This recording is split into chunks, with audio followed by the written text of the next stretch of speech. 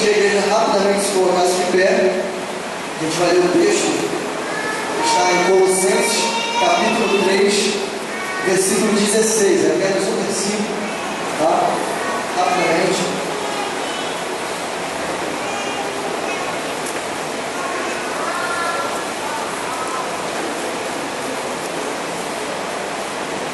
Diz assim a palavra de Deus: a palavra de Cristo habite em vós ricamente, em toda a sabedoria. Ensinai-vos e admoestai-vos uns aos outros, com salmos, hinos e cânticos espirituais, louvando a Deus com gratidão em vossos corações. E mais uma vez: a palavra de Cristo habite em vós ricamente, em toda a sabedoria. Ensinai-vos e admoestai-vos uns aos outros, com salmos, hinos e cânticos espirituais, louvando a Deus com gratidão em vossos corações. Vamos orar. Senhor nosso Deus, nosso Pai, soberano, eterno, Deus, nessa hora viemos te rogar, Senhor, te rogar pela tua presença, presença esta que tem sido louvada desde o início desse culto, presença essa que temos sentido desde o início desse culto. Senhor, queremos te glorificar por esta festa tão linda que o Senhor preparou, que o Senhor ornamentou, para que nós pudéssemos ter a oportunidade e o privilégio de te devolver tudo isso em louvor. O Senhor abre os nossos lábios para louvar, por isso te agradecemos. E que nessa hora, mais uma vez te pedimos, Senhor, que a tua presença se faça aqui nesta tribuna. Eu quero dizer e confessar: esta tribuna é sua, a voz não é minha, a voz é tua. O Senhor tem liberdade para falar com o teu povo, e que nessa hora, com toda a humildade que temos, que o Senhor nos use para a tua honra e tua glória. Amém. Podemos sentar. E diante desse desafio, irmãos, de falar sobre louvor, nós estudando ali, confesso que ficou um pouco difícil, tá? Porque falar de louvor nos nossos dias é algo complexo. Por quê? Porque inventou-se algo que conhecemos como licença poética, né? Do século XVIII para cá, foi criada uma palavrinha chamada relativismo. E agora existe o relativismo musical, existe o relativismo harmônico, melódico, ritmo, na composição das letras. Então fica um pouco complicado a gente falar de louvor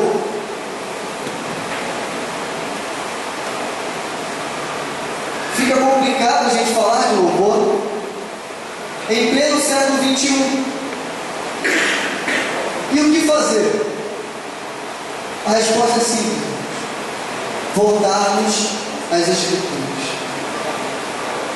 Para tudo na nossa vida, tudo que se diz respeito à vida cristã deve estar voltado às Escrituras.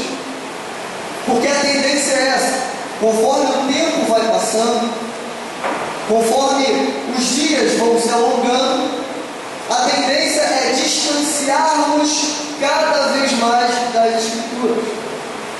Infelizmente, esse problema alcançou também os louvores. Então é complicado falar sobre o louvor contemporâneo, o louvor que ouvimos na rádio. Eu já fiz muito isso. Já critiquei alguns, já condenei outros, mas hoje a nossa proposta não é essa, tá? A nossa proposta é falar o que acabamos de ler. A gente vai falar sobre o louvor na igreja primitiva. Amém? O louvor na igreja primitiva. Eu, pelo menos, nunca vi ninguém falar sobre o louvor na igreja primitiva. A gente costuma dizer e pregar sobre Atos 16, aí no versículo 25, quando Paulo e Silas estão no cárcere inferior e por volta da meia-noite eles cantam um louvor, eles entoam um louvor a Deus e ali coisas acontecem, como um grande terremoto, cadeiras se abrem, grilhões são quebrados e o resto da história você não sabe. Mas nunca paramos para pensar o que eles cantaram. Qual foi o teor do hino? O que estava na letra, nas entrelinhas do louvor cantado naquele cárcere? E não só aquele louvor, mas todo o louvor praticado pela primeira igreja, a igreja dos apóstolos, a igreja do primeiro século, a igreja modelo, a igreja mãe, a igreja primitiva. E hoje a gente vai estudar isso. Tomando o texto que nós lemos como base, eu queria pedir você que deixasse a sua Bíblia no seu colo, porque a gente vai usar a Bíblia, tá? Quem não gosta de abrir Bíblia vai ficar chateado hoje, porque a gente vai usar a Bíblia. Amém, irmão?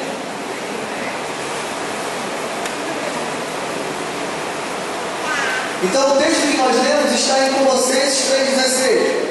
Então, para falar do louvor, a gente vai falar a partir do exemplo da igreja de Colossos, tá? Então a gente vai começar a partir daqui. Mas para falar sobre o louvor da igreja primitiva, a gente precisa contextualizar um pouquinho, tá? Para os irmãos entenderem. Vou bem devagar para que a gente possa compreender um pouco. Quando a igreja começa, irmãos, no primeiro século, logo após a ascensão de Jesus Cristo, tá? E vem ali no capítulo 2 de Atos, a descida do Espírito Santo, logo após estes atos, a igreja mãe se reunia, se congregava e já realizava cultos. E no início da sua organização, eles pegaram emprestados alguma liturgia, alguma coisa parecida das sinagogas. O que eram sinagogas? Sinagogas foram locais estabelecidos pelos judeus logo após a dispersão, tá?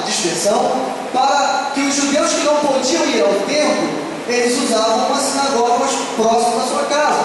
E a Midrash diz que mais no mínimo 10 judeus podiam compor uma sinagoga. Então, se eu tinha 10 judeus, a gente se reunia, ia diante do Sinédrio e pedia para que se montasse uma sinagoga. Então, na época de Jesus, já existia aproximadamente 200 sinagogas espalhadas pelo mundo inteiro. E você vai ver, principalmente no Evangelho de Lucas vai deixar isso claro, que a todo momento Jesus fez uso das sinagogas para pregar o seu Evangelho.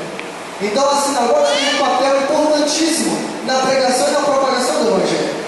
E aqui também, porque o modelo de adoração utilizado pela igreja mãe foi o modelo da sinagoga. E qual era a base da adoração da sinagoga? Eram 3. Eu quero que você grave isso: o louvor, a oração e a instrução. Vou repetir: louvor, oração e instrução, tá? Então o Monte Babilônia vai expressar e vai legislar isso. Ele vai dizer: toda vez que vocês se reunirem, primeiro louvem, depois orem e depois ensinem, instruam o povo. Então sempre quando se reunia, existia um louvor. Talvez um texto que já expresse alguma coisa parecida com isso seja 1 Coríntios, capítulo 14, versículo 26. Tá? E diz assim: que fazer, pois, irmãos, quando vos congregais, cada um de vós tem salmo, tem doutrina, revelação, língua e interpretação.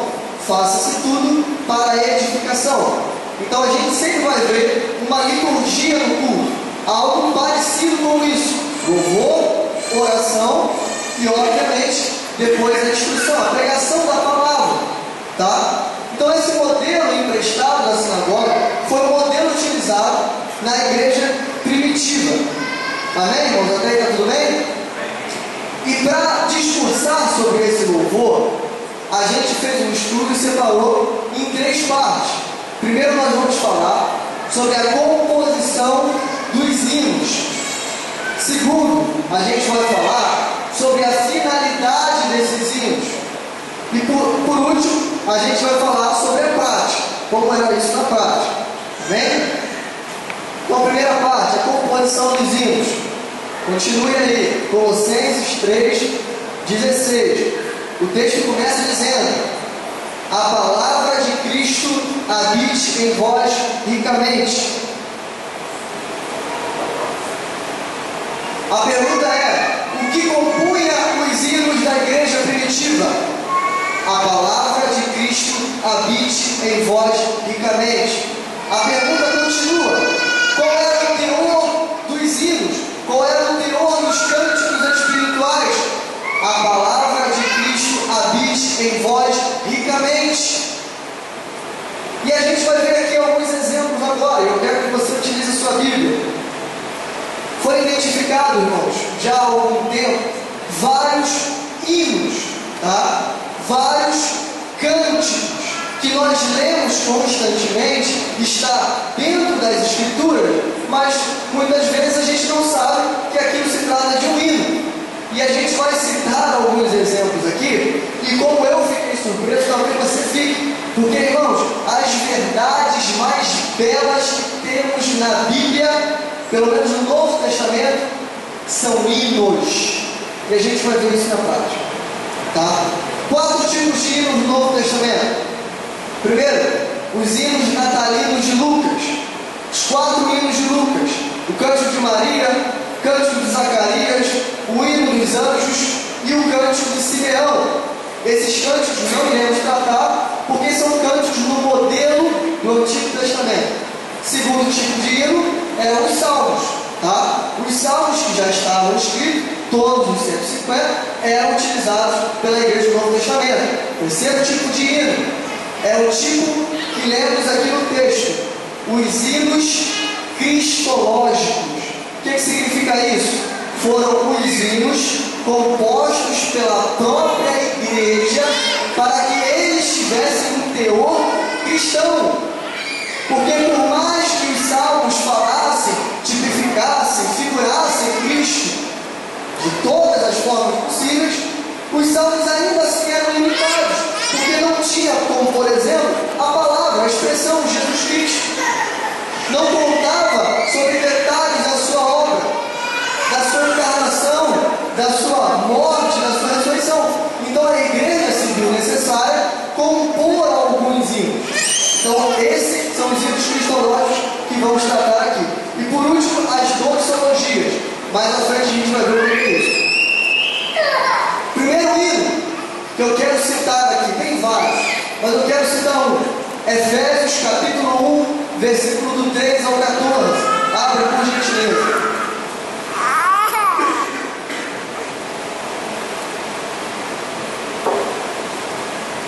Irmãos, todos os hinos que vão ser citados aqui, quando você for para o original, você vai ver que todos eles possuem uma cadência rítmica na sua composição.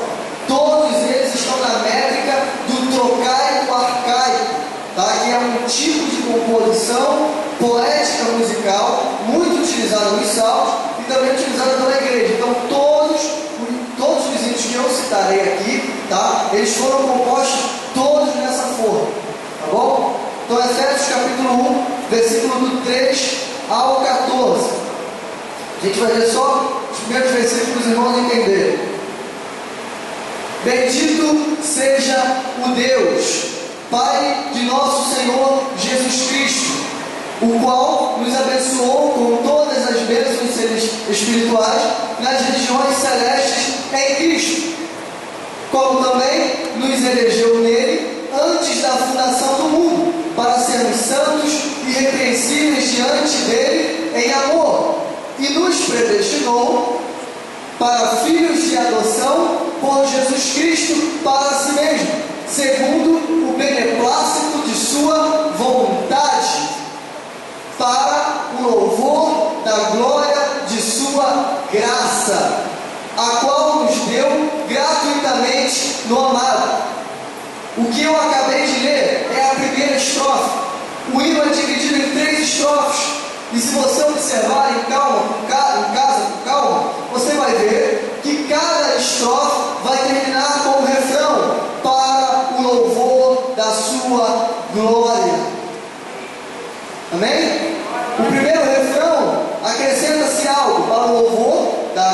glória de sua graça. Mas os outros dois, que está no versículo 12 e no versículo 14, está para o louvor da sua glória. Então, note, irmãos, os irmãos prestaram atenção no que eu acabei de recitar aqui? Foi a primeira estrofe de um hino. O que eu acabei de recitar aqui foi apenas a primeira estrofe de um hino. Colossenses capítulo 1, versículo 3 em diante. E o que esse hino falou, irmão? O que a gente acabou de ler? A gente acabou de ler a pré-existência de Cristo. A gente acabou de ler que a salvação está em Cristo. A gente acabou de ler que a salvação é pela graça e ela foi concedida por intermédio de Cristo. A gente acabou de ler que a salvação não está restrita a um tempo, um espaço. A salvação não morreu na cruz. A salvação é antes da fundação do mundo. A salvação foi feita na cruz, mas foi eficaz, foi perfeita, e ela vai salvar homens que ainda não nasceram. Amém, irmãos? Foi isso que a gente acabou de ler. Isso é um hino, irmãos. Isso é um hino. E o hino diz: para o louvor da sua glória. Amém? Segundo hino, Efésios 5,14, que diz, Paulo aqui cita um hino já existente, porque ele começa dizendo, pelo que diz, ou seja, pelo que já existe, pelo que vocês conhecem. Paulo, na sua pregação, ele cita algo que todo mundo já conhece, como se eu aqui citasse o hino 191 da harpa ou qualquer outro hino. Paulo diz assim, pelo que já se diz, desperta, ó tu que dormes, levanta-te dentre os mortos, e Cristo te iluminará. Olha como é que o hino está ficando sério, irmão. Olha como é que a letra do hino está ficando bonita, está ficando sério. Continua. 1 Timóteo 3,16, o hino do mistério da piedade. Sem dúvida alguma, grande é o mistério da piedade. Aí começa o hino. Aquele que se manifestou em carne, foi justificado em espírito, visto dos anjos, pregado entre os gentios, crido no mundo e recebido acima da glória, encarnação, vida, obra, morte, ressurreição e exaltação. É isso que o hino está falando. Amém? Filipenses capítulo 2, versículo do 6 ao 11. Esses irmãos conhecem. É o famoso hino cristológico, o hino da humilhação de Cristo.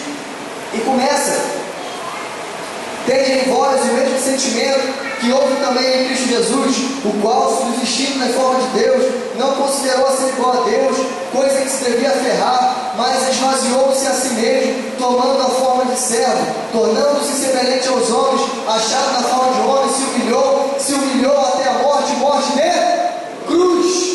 E o hino continua. Por último, Colossenses capítulo 1, versículo 15 ao 20, outro hino cristológico, chamado de a glória de Cristo.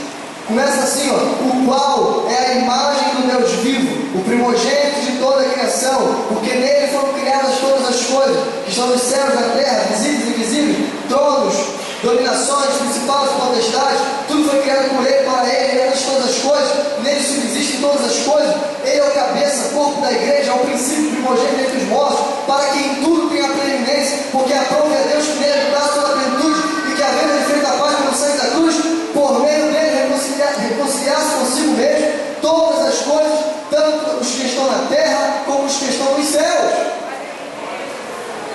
Agora, irmãos, e os hinos continuam. Tem vários hinos. Aí agora a gente entra nas doxologias. São 15 doxologias. O que são doxologias? Significa doxe mais logia, que significa palavras de glória, glorificação. A doxologia ela é utilizada no final de uma pregação, no final de uma instrução, de uma leitura da Torá. Ela é dita uma doxologia. O nosso pastor aqui, ultimamente, ele tem encerrado o culto sempre utilizando doxologias, tá? Teve um dia que ele utilizou a doxologia de Efésios 3, 20 e 21 e depois Judas 24, 25. Talvez você não tenha percebido, mas ele fez uso da doxologia. Só que obviamente ele não cantou, ele recitou. Mas tudo isso são cânticos. Tudo isso são cânticos. Vamos ler, somente esse eu citei. Efésios 3, 20 e 21 diz assim: ora, aquele que é poderoso para fazer tudo muito mais abundantemente, além daquilo que pedimos ou pensamos, segundo o poder que nós opera. A esse seja a glória na igreja em Cristo Jesus, por todas as gerações, para todos sempre. Amém. Toda a doxologia vai terminar com um amém coletivo. Todas, tá? Judas 24, 25, diz assim: ora, aquele que é poderoso para vos guardar de tropeçar e apresentar-vos ante a sua glória, imaculados e jubilosos, ao único Deus, nosso Salvador, por Jesus Cristo, nosso Senhor, glória, majestade, domínio, poder, antes de todos os séculos e agora, para todos sempre. Amém. Então, toda a doxologia terminava com um lindo amém. Mas aonde isso vai nos levar? Aonde isso vai nos levar? Eu terminei de ler aqui o mínimo de todos os hinos que existem. Só alguns exemplos eu citei para vocês. E agora eu volto a perguntar: qual é a composição dos hinos da igreja primitiva? A palavra de Cristo habite ricamente em vós. Quando eles sentaram para organizar os hinos, quando eles sentaram para compor os hinos, o conceito de Cristo estava na mente deles. Está dando para os irmãos entenderem por que eu não posso falar de louvor contemporâneo? Está dando para os irmãos entenderem? E continua, irmãos. A mensagem continua. Segunda parte, a finalidade desses hinos que acabamos de estudar. O nosso texto prossegue: em toda a sabedoria, ensinai-vos e admoestai-vos. Para falar disso, a gente precisa entrar no contexto da igreja de Colossos. Se você estudar a igreja de Colossos, principalmente no capítulo 2, você vai ver que era uma igreja que estava constantemente sendo atacada e perseguida, não por algo físico, não por algo visível, mas por heresia, por paganismo, gnosticismo, docetismo, mitraísmo, tudo de ismo que você imaginar estava entrando dentro da igreja. E do outro lado, o legalismo judaico. Você vai ver ali os judeus pegando no pé dos cristãos e dizendo: ó, temos que guardar o sábado, olha, as festas, olha, a gente não está fazendo, vamos fazer. E começaram a criticar os cristãos, e isso estava armado dentro da igreja. A igreja estava em conflito, a igreja estava passando por um grave problema. E o que fazer, irmão? O que fazer? Paulo rapidamente, prontamente escreve a carta aos Colossenses. Ele não podia ir lá, mas ele podia escrever. Escreve e envia. Paulo diz a solução para eles, que é o quê? Em toda sabedoria, irmãos, ensinai-vos e admoestai-vos. Com o quê? Com salmos, com cânticos, com hinos e com cânticos espirituais. Então note, irmãos, o hino aqui não é para o meu bel prazer. Note, o hino aqui não é para o meu conforto, embora ele tenha também ele tem esse viés, mas ele não era para a consolação. Paulo não mandou que eles cantassem para qualquer outro motivo, senão pregar doutrina. O que Paulo está dizendo aos Colossenses? Ei, cantem doutrina, cantem doutrina, cantem doutrina, cantem doutrina. Cantem doutrina, irmãos. Agora fica fácil de você imaginar o que Paulo e Silas cantavam na prisão. Eu fico imaginando, irmão, depois daqueles açoites, depois de ser rasgado no meio da praça, depois de ser cuspido, humilhado, escorraçado, lançado no cárcere inferior, talvez sujo, úmido, com ratos, na pior posição possível, com seus pés amarrados, pregados, em um tronco. Eu fico imaginando Paulo virando para Silas, um olhando para a cara do outro e pensando: o que nós vamos fazer agora? O que restou? O que sobrou? O que vamos fazer? Aí eu imagino Silas olhando para Paulo e recitando a doxologia de Romanos. Porque dele, por ele, para ele são todas as coisas. Me ajuda, me ajuda. Porque dele, por ele, para ele são todas as coisas. Obviamente a gente não vai saber qual era a melodia. A gente não vai saber qual era a cadência melódica, Fernando. Cadê o Fernando? A gente não vai saber. A gente não vai saber qual era o ritmo, mãe. Não vamos saber, mas a gente sabe a letra. A gente pode imaginar que se não foi isso, foi Cristo é a imagem do Deus vivo, porque dele, por ele foram criadas todas as coisas. Ou então, ele nos elegeu nele mesmo, antes da fundação do mundo. Não importa o que eles cantaram, o que importa é que eles louvaram a Cristo. Aleluia! É isso que precisamos cantar, irmãos. O salmista Davi, no seu salmo mais contrito, mais humilhado, que é o Salmo 51, ele vai dizer, aí no finalzinho, ele vai dizer assim: Senhor, abre os meus lábios para que eu possa te louvar novamente. O salmista está dizendo assim: eu não consigo louvar, Senhor. Aleluia. Como diz João 15:5, sem mim nada podeis fazer. E por que a gente acha que a gente vai conseguir compor hinos sem ele? Por que a gente acha que a gente vai conseguir tocar sem ele? Porque você acha que você, músico, vai fazer diferença no seu instrumento sem Cristo? Sabe quem vai sair daí? Uma bela execução.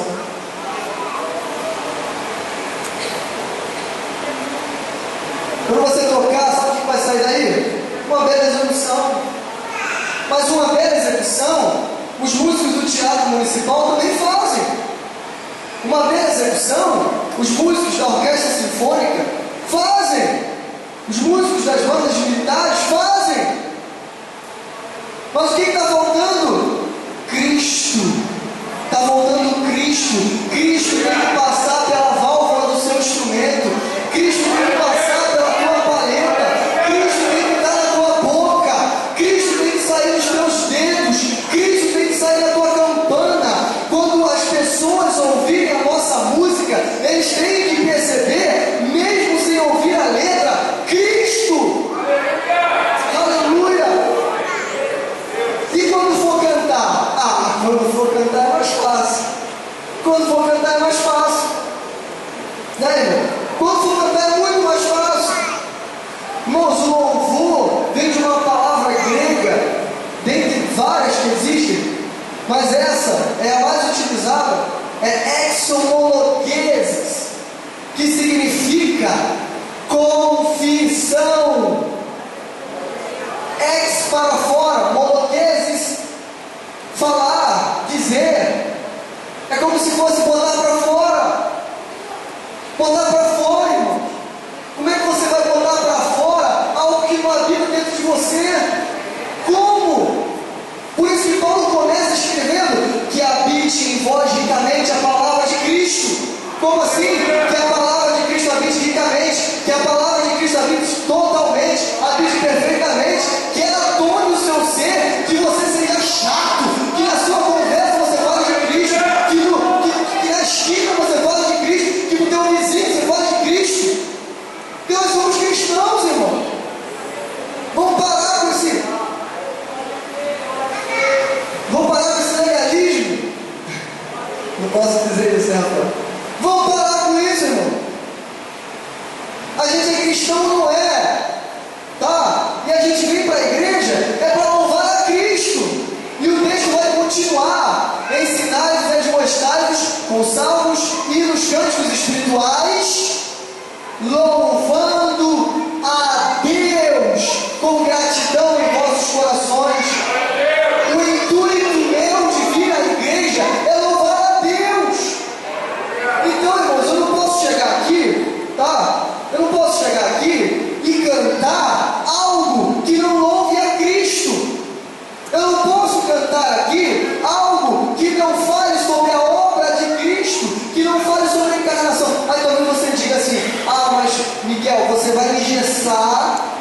a composição.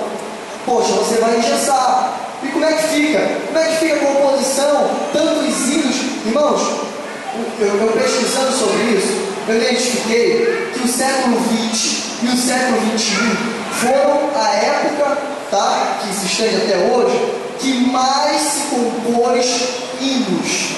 Desculpa, vou repetir, vou reformular.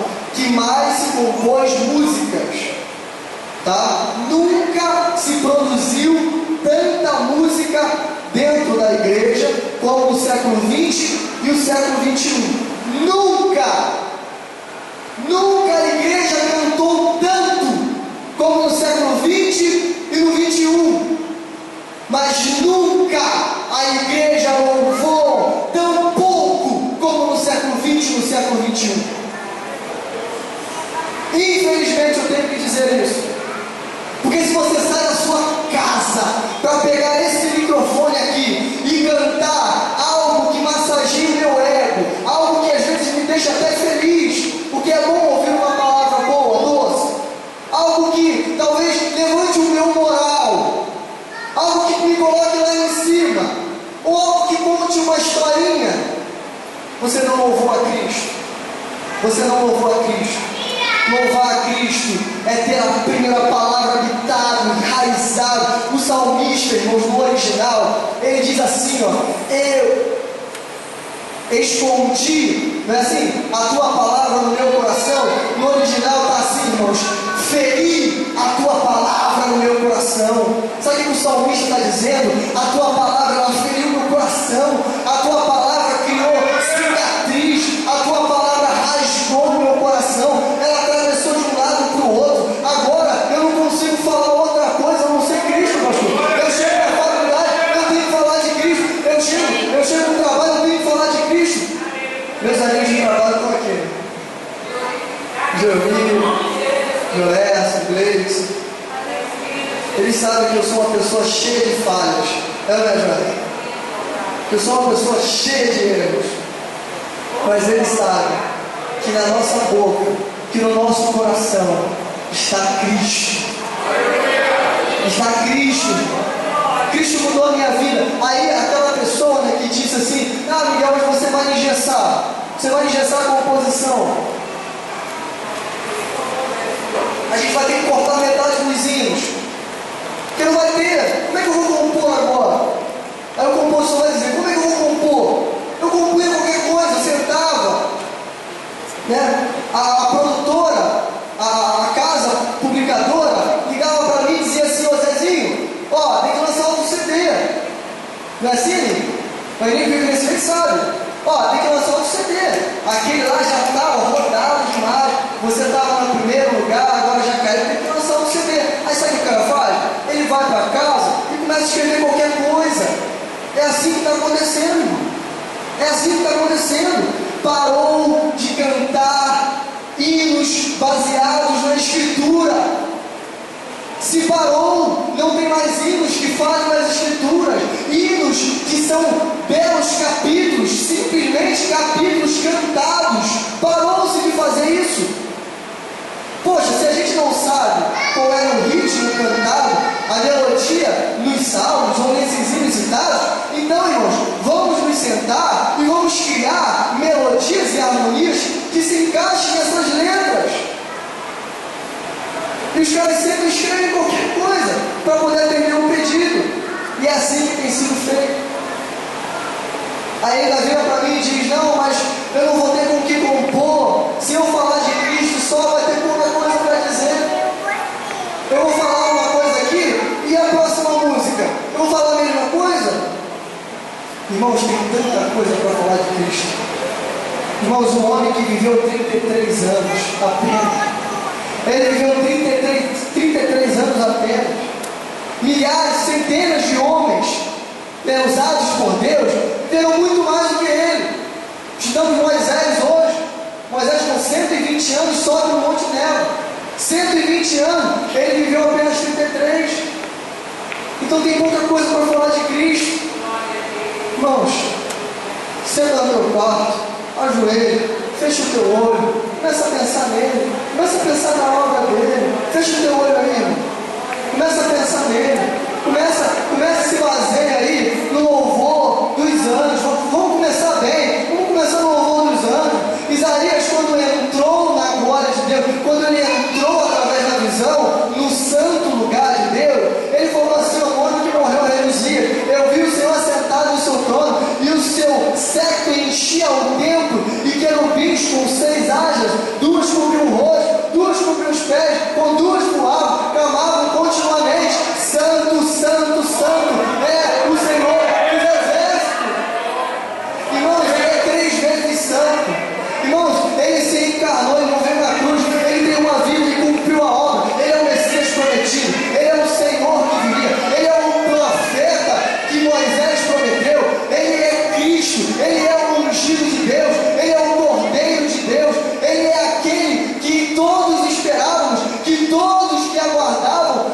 tipo de esperança, aguardaram nele.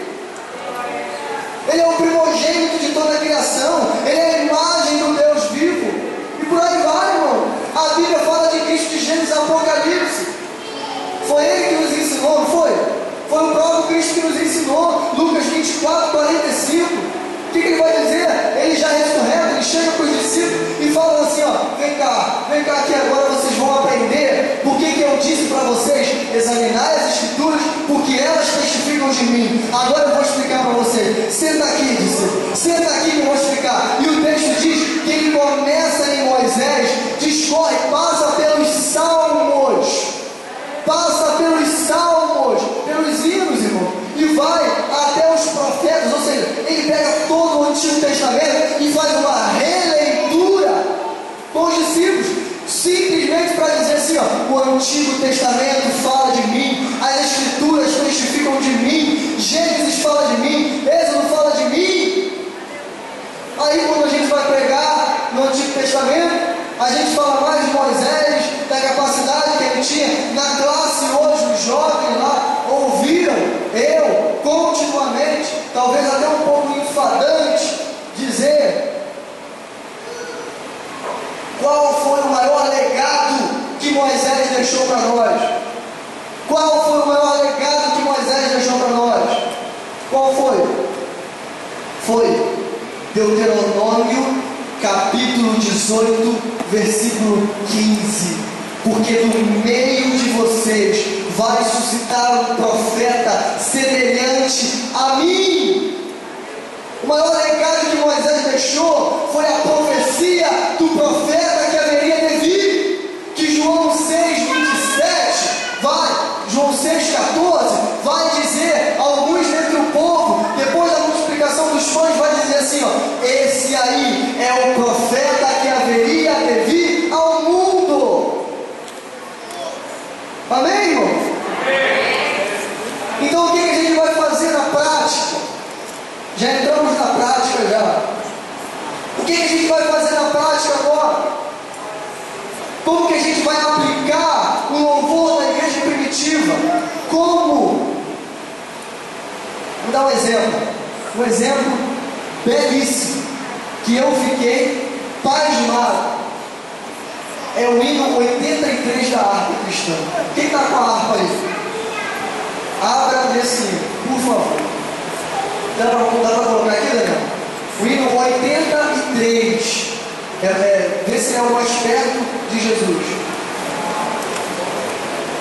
É mais perto, eu acho que o nome, né? É esse. Não posso explicar. Deu para colocar? Ele vai botar ali. O Flávio está lá atrás. Dá um sinal aí, Flávio. Vamos lá. Olha lá.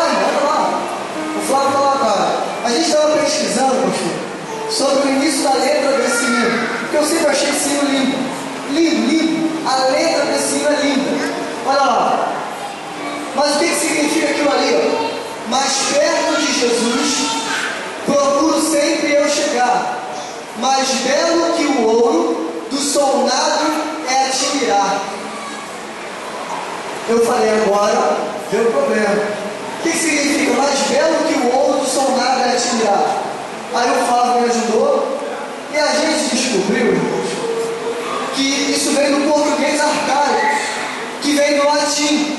O nado ali significa nascimento, vem do nados do latim, que significa nascimento, ou seja, sol nascente. Ele está dizendo, irmãos, que ver, te mirar é ver. Ele está dizendo que ver a Cristo é mais belo que o ouro do sol nascente. E ele continua, irmão, dizendo, em pensamentos, sonhos, tanta glória nunca vi, pois ele é mais belo do que eu jamais previ. É o anseio do autor desse hino de ver a Cristo, irmão. Aleluia. E continua, ele não é belo. Irmãos, tem vários hinos. O hino 86, por favor. O que fazer então? Como cantar hinos a Cristo? Irmãos, a harpa está cheia de hino para Cristo. O cantor cristão, para quem é batista, está cheio de hinos para Cristo. O novo cântico, para quem é presbiteriano, está cheio. Irmãos, leia para mim, por gentileza.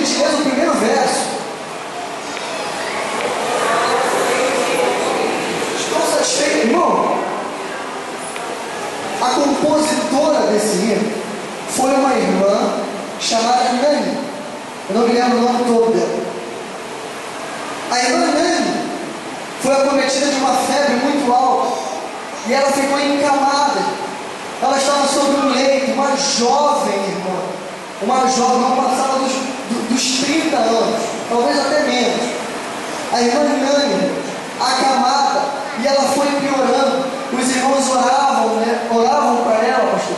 Oravam, e ela foi piorando. A sua mãe não conseguia entender, ninguém conseguia explicar, e ela foi ficando doente, e quando quase ela não conseguia mais falar, ela disse assim, estou satisfeita com Cristo, porque Ele minha alma salvou, e sobre o madeiro sofrendo, o seu grande amor revelou.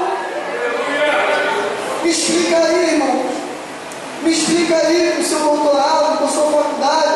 Me explica como alguém no leito de morte consegue dizer, estou satisfeito com Cristo. Me explica aí, Fernando, não tem como. Eu só posso explicar de uma maneira. A palavra de Cristo habita ricamente em vós.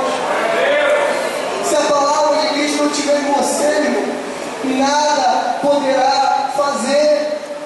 E tem vários exemplos, eu podia ficar aqui até altas horas dando exemplo de hinos, belíssimos hinos, que falam sobre a obra de Cristo, sobre a glória de Cristo. Fique de pé, por gentileza.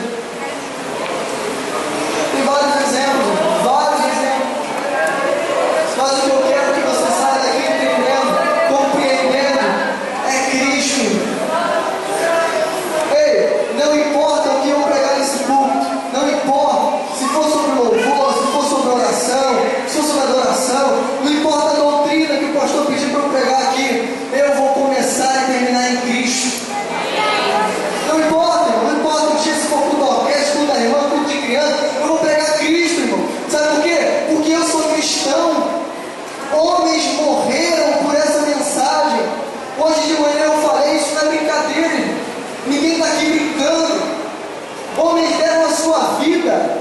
Aí sabe qual é a pior coisa que o louvor contemporâneo gerou? Uma igreja fraca.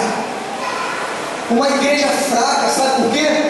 Porque ao invés de ler as escrituras, a gente foi ouvir hino. Porque é muito mais fácil, né, irmão? Você vai para o trabalho escutando música, escutando rádio, né? Rádio evangélico. Você vai para o trabalho ouvindo música. Você trabalha, às vezes dá para ouvir música. Você está em casa, você está ouvindo a rádio. Você está fazendo qualquer coisa, está ouvindo rádio. Então as músicas estão entrando. E a música, irmãos, Paulo não fala para eles cantar, não é à toa. Porque a música, ela tem esse poder. Ela facilmente, você grava a letra, pronto. Você já tem uma doutrina enraizada de você. Então qual o problema? A gente memorizou, irmãos, letras erradas, tá? E aqui eu vou além das letras, da maioria das letras, tá? Não falarem de Cristo, disseminaram heresia, disseminaram coisas que a Bíblia não diz. Eu não vou dar exemplo, eu quero, mas eu não vou dar. Muito se cantou vários tipos de coisas. E aí a gente repetia aquilo, às vezes num debate, às vezes até evangelizando na rua. Não é assim, pastor Zé? A gente repetia uma coisa que a gente lembrava, como Paulo fez, lembra que Paulo fez isso? Pelo que se diz, tá, começou? A gente falava, não, poxa, eu lembrei de um hino aqui. Aí começava a evangelizar. Eu já fiz isso, evangelizando, né? Me veio um hino na cabeça, eu usei o hino para evangelizar. Agora imagina, irmão, você está evangelizando ali, aí eu vou ter que falar, irmão, vou ter que falar. Aí você está evangelizando ali, aí vem na tua cabeça assim.